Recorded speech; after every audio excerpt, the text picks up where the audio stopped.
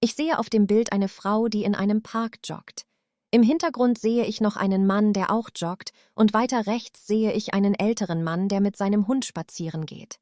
Die Frau steht im Vordergrund des Fotos und ist deutlich zu erkennen, die anderen Personen im Hintergrund sind ein bisschen unscharf. Die Frau trägt einen grauen Pullover mit Kapuze und langen Ärmeln. Darunter trägt sie wahrscheinlich ein T-Shirt, aber das kann ich nicht genau sehen. Außerdem trägt sie eine schwarze, lange Sporthose und weiße Sportschuhe mit einem orangenen Streifen. In ihren Ohren sieht man kleine Kopfhörer, deshalb glaube ich, dass sie beim Joggen Musik hört oder vielleicht einen Podcast. Sie hat dunkle, glatte Haare, die zu einem Pferdeschwanz zusammengebunden sind. Ein paar Haarsträhnen hängen locker aus dem Pferdeschwanz und bewegen sich, weil sie sich schnell bewegt. Die Frau sieht konzentriert und ein bisschen angestrengt aus. Ihr Gesicht ist ernst und sie schaut geradeaus auf den Weg vor sich. Ich habe den Eindruck, dass sie sehr fokussiert ist und nicht auf ihre Umgebung achtet, sondern nur an ihr Lauftempo denkt. Vielleicht trainiert sie gerade für einen Marathon oder einen anderen Wettkampf, das weiß ich aber nicht sicher. Außerdem sehe ich auf dem Foto viele große, grüne Bäume, die den Weg auf beiden Seiten umgeben. Die Sonne scheint durch die Blätter und man sieht helle Lichtflecken auf dem Boden. Der Weg ist breit und asphaltiert, mit einer weißen Linie in der Mitte. Auf der linken Seite steht ein Metallzaun, dahinter sieht man noch mehr Bäume und Büsche. Die Situation auf dem Foto ist draußen, in einem großen Stadtpark. Es sieht nach einem frühen Morgen aus, weil das Licht noch weich und golden ist. Die Frau läuft mit schnellen Schritten auf dem Weg. Ihre Arme sind angewinkelt und bewegen sich im Rhythmus ihrer Beine. Der Mann im Hintergrund macht das Gleiche, er joggt in die gleiche Richtung, aber ein bisschen langsamer. Der ältere Mann mit dem Hund geht ruhig spazieren und schaut nicht in Richtung der Joggerin. Das Thema des Fotos ist eindeutig Sport, genauer gesagt Joggen als eine beliebte Freizeitaktivität in der Stadt. Ich denke, das Foto wurde am frühen Morgen in einem großen Park aufgenommen, vielleicht in einer amerikanischen oder europäischen Großstadt, weil der Park sehr gepflegt aussieht. In Brasilien, wo ich herkomme, laufen sehr viele Menschen jeden Morgen am Strand, bevor sie zur Arbeit gehen. Meine Familie und ich sind früher, als ich noch bei meinen Eltern gewohnt habe, oft zusammen am Strand gelaufen. Das war für uns nicht nur Sport, sondern auch eine Möglichkeit, Zeit zusammen zu verbringen und über den Tag zu sprechen. Seit ich in Deutschland wohne, jogge ich meistens allein in einem Park in der Nähe meiner Wohnung. Das ist ein bisschen anders, aber es macht mir trotzdem Spaß. Machst du auch gerne Sport? Was für einen Sport machst du am liebsten? Ja, ich gehe sehr gern joggen, so wie die Frau auf dem Bild. Manchmal spiele ich auch Volleyball mit Freunden. Das ist in Brasilien ein sehr beliebter Sport, besonders am Strand. Wie oft machst du Sport hier in Deutschland? Hier in Deutschland gehe ich ungefähr 2-mal in der Woche laufen.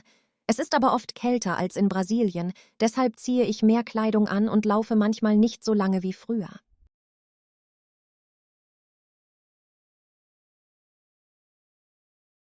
Ich sehe auf dem Bild 5 Personen, 3 Frauen und 2 Männer.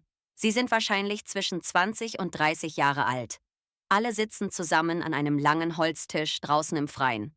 Eine Frau links im Bild trägt ein buntes Kleid mit einem Blumenmuster in rosa, rot und grün. Neben ihr sitzt ein Mann, der ein helles, hellblaues Kurzarmhemd trägt. In der Mitte sitzt eine Frau mit langen, glatten braunen Haaren. Sie trägt eine dunkle Bluse. Auf der rechten Seite sitzen noch eine Frau und ein Mann. Die Frau trägt ein dunkles Oberteil mit einem Blumenprint und der Mann trägt ein dunkelblaues Hemd mit Knöpfen. Alle Frauen auf dem Foto haben lange, offene Haare, die über ihre Schultern fallen. Die Männer haben beide kurze, dunkle Haare. Die Personen auf dem Foto sehen alle sehr glücklich und fröhlich aus. Sie lachen viel und ihre Gesichter sind entspannt. Man sieht deutlich, dass sie eine gute Zeit zusammen haben. Ich habe den Eindruck, dass sie schon lange Freunde sind, weil sie so vertraut miteinander umgehen. Außerdem sehe ich auf dem Tisch viele Teller mit Essen, zum Beispiel Brot, Käse und kleine Häppchen. Es gibt auch mehrere Flaschen und Gläser mit Getränken. In der Mitte des Tisches steht ein Kuchen mit bunten Kerzen darauf. Der Tisch ist außerdem mit kleinen Lichterketten dekoriert, die schon leuchten, weil es draußen schon dämmert. Im Hintergrund hängen bunte Luftballons in verschiedenen Farben wie grün, rosa und gelb. Man sieht auch Bäume und einen leicht bewölkten Himmel in den Farben Blau und Orange, das zeigt, dass es Abend ist. Die Situation auf dem Foto ist draußen, wahrscheinlich auf einer Terrasse oder einem Balkon mit Blick auf die Natur. Die Personen stoßen gerade mit ihren Gläsern an, ihre Arme sind in die Mitte des Tisches gestreckt. Sie feiern offensichtlich zusammen etwas Besonderes. Ich denke, sie feiern einen Geburtstag, weil ich einen Kuchen mit Kerzen auf dem Tisch sehe. Das Thema des Fotos ist Feste feiern. Genauer gesagt eine Geburtstagsfeier mit Freunden im Freien. Das Foto wurde wahrscheinlich am Abend, kurz vor Sonnenuntergang, auf einer Terrasse aufgenommen. Vielleicht bei jemandem zu Hause im Garten oder auf einem Dach. In Ghana, meiner Heimat, feiern wir Feste auch sehr gerne und oft mit der ganzen Familie und vielen Nachbarn zusammen. Bei uns kochen die Frauen der Familie meistens viel traditionelles Essen. Und wir tanzen zu lauter Musik bis spät in die Nacht. Als ich noch ein Kind war, habe ich jedes Jahr die Geburtstagsfeier meiner Großmutter miterlebt. Das war immer ein großes Familienfest mit vielen Gästen. Seit ich in Deutschland lebe, feiere ich kleinere Feste, meistens nur mit ein paar engen Freunden. Aber das gefällt mir auch sehr gut. Wie feierst du normalerweise deinen Geburtstag? Ich feiere meistens mit meinen engen Freunden bei mir zu Hause. Wir kochen zusammen, hören Musik und reden bis spät in die Nacht. Das ist mir wichtiger als eine große Party. Was ist dein Lieblingsfest im Jahr? Mein Lieblingsfest ist Weihnachten, weil meine ganze Familie dann zusammenkommt und wir zusammen ein großes Essen vorbereiten.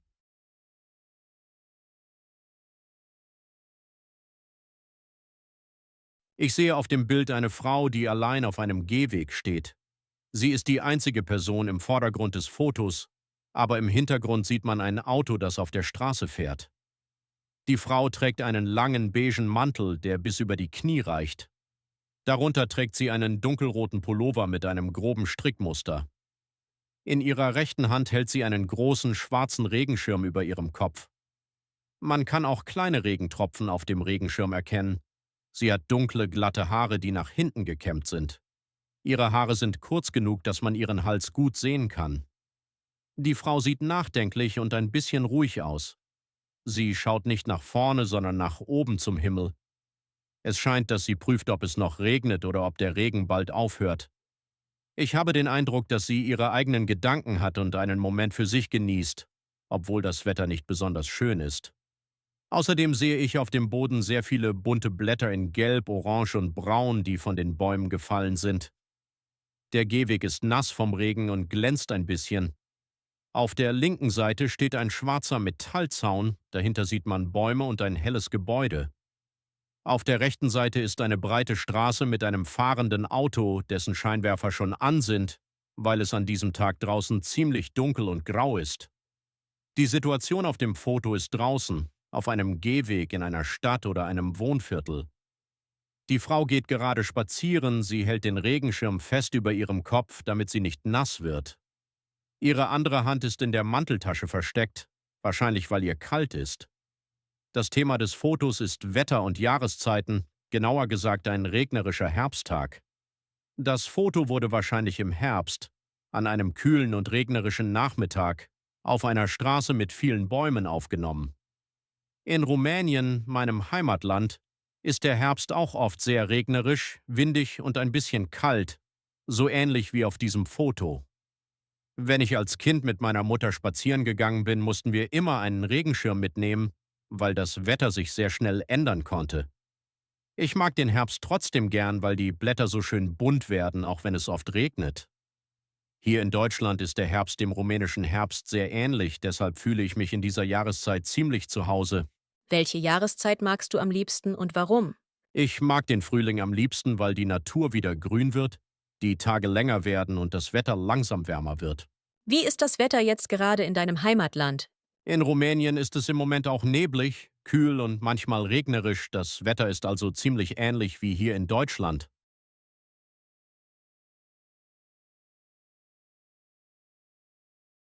Ich sehe auf dem Bild einen jungen Mann, der allein auf einer Holzbank sitzt.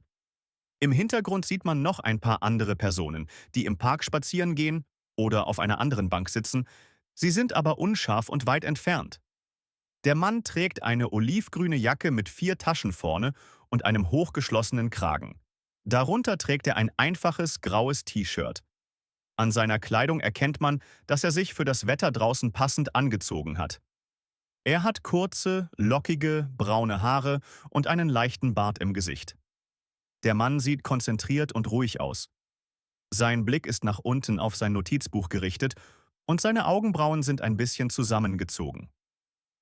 Ich habe den Eindruck, dass er sich sehr auf seine Aufgabe konzentriert und die Umgebung um ihn herum vergisst. Außerdem sehe ich neben ihm auf der Bank einen beigen Rucksack mit braunen Lederriemen und eine silberne Thermosflasche. Das zeigt, dass er wahrscheinlich schon eine Weile im Park ist und vielleicht auch etwas Warmes zu trinken dabei hat.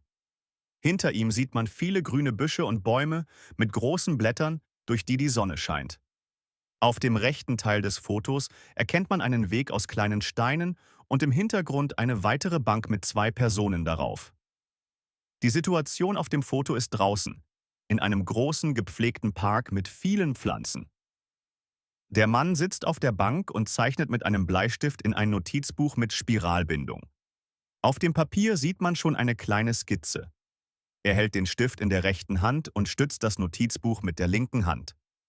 Das Thema des Fotos ist Freizeit und Hobbys, genauer gesagt Zeichnen als kreatives Hobby in der Natur. Das Foto wurde wahrscheinlich an einem sonnigen Nachmittag in einem öffentlichen Park aufgenommen, vielleicht in einer größeren Stadt, weil der Park sehr gepflegt aussieht und viele Besucher hat. In meinem Heimatland Peru male und zeichne ich auch sehr gern in meiner Freizeit. Das ist schon seit meiner Kindheit mein liebstes Hobby. Ich sitze oft draußen in der Natur, zum Beispiel in den Bergen oder in einem Park, und zeichne, was ich um mich herum sehe, Berge, Tiere oder Menschen. Mein Vater hat mir das Zeichnen beigebracht, als ich noch klein war, und seitdem mache ich es fast jede Woche.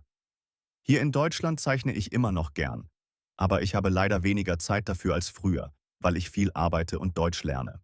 Was machst du gern in deiner Freizeit? Ich zeichne sehr gern, aber ich höre auch gern Musik und lese manchmal ein Buch, wenn ich Zeit habe. Seit wann hast du dieses Hobby und wie hast du es gelernt? Ich zeichne schon seit meiner Kindheit. Mein Vater hat es mir beigebracht und seitdem übe ich fast jede Woche ein bisschen.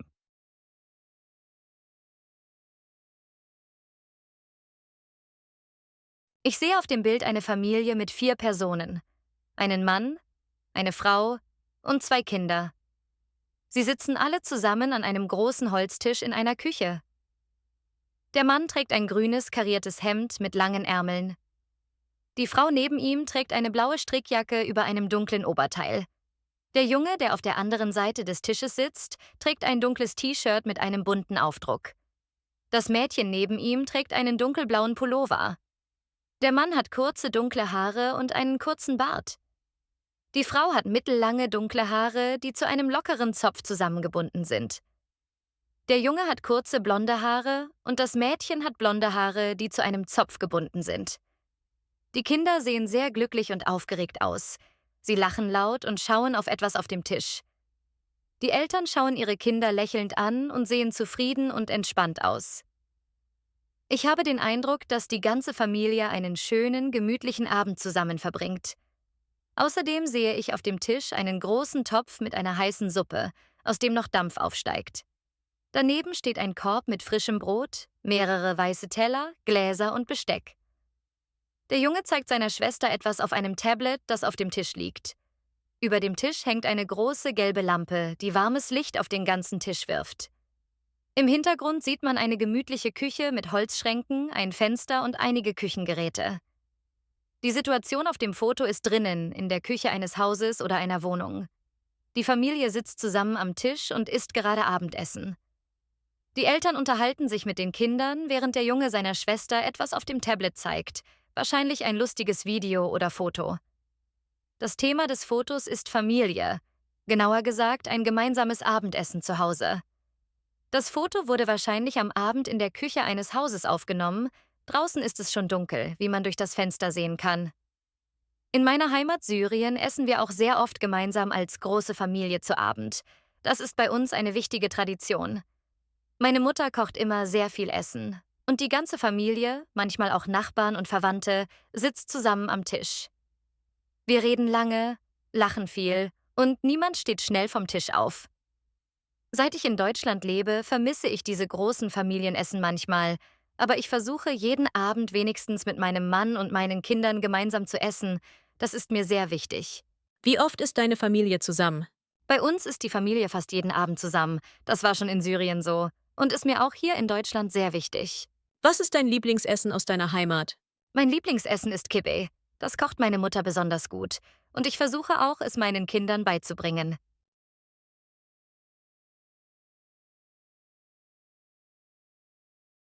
Ich sehe auf dem Bild einen großen Raum voller Studenten und Studentinnen, die zusammen in Holzbänken sitzen.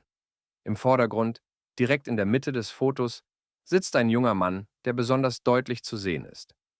Der Mann trägt eine helle Jeansjacke über einem weißen T-Shirt. Um ihn herum sieht man andere Studenten. Manche tragen dunkle Pullover, andere einfache Hemden oder T-Shirts. Er hat kurze, dunkle, ein bisschen wellige Haare und einen ganz leichten Bartschatten im Gesicht. Der Mann sieht konzentriert und aufmerksam aus. Sein Blick ist nach vorne gerichtet. Wahrscheinlich zur Tafel oder zum Professor. Ich habe den Eindruck, dass er dem Unterricht sehr genau zuhört und wichtige Informationen nicht verpassen möchte. Außerdem sehe ich im Hintergrund einen großen Bildschirm mit geschriebenem Text, wahrscheinlich eine Präsentation. Rechts und links von dem Mann sitzen weitere Studenten, einige benutzen Laptops, ein paar silberne Apple-Laptops sind gut zu erkennen. Der Raum hat hohe Fenster mit einem alten, dekorativen Baustil und die Bänke sehen aus wie in einer alten Kirche oder einem historischen Universitätsgebäude. Durch die Fenster kommt helles Sonnenlicht herein. Die Situation auf dem Foto ist drinnen, in einem großen Hörsaal oder Vorlesungssaal. Der Mann schreibt gerade mit einem blauen Stift etwas in ein Notizbuch mit Spiralbindung. Er hört dabei aufmerksam einer Vorlesung zu, genau wie die anderen Studenten um ihn herum, von denen manche auch tippen oder mitschreiben. Das Thema des Fotos ist Bildung, genauer gesagt eine Vorlesung an einer Universität. Das Foto wurde wahrscheinlich tagsüber in einem historischen Universitätsgebäude aufgenommen, weil der Raum sehr alt und traditionell aussieht, mit Holzbänken und großen Fenstern. In der Türkei habe ich auch mehrere Jahre studiert. Und die Vorlesungen waren oft sehr groß. Manchmal saßen mehr als 100 Studenten in einem einzigen Raum. Damals habe ich auch viel mit der Hand mitgeschrieben, weil nicht jeder einen Laptop hatte.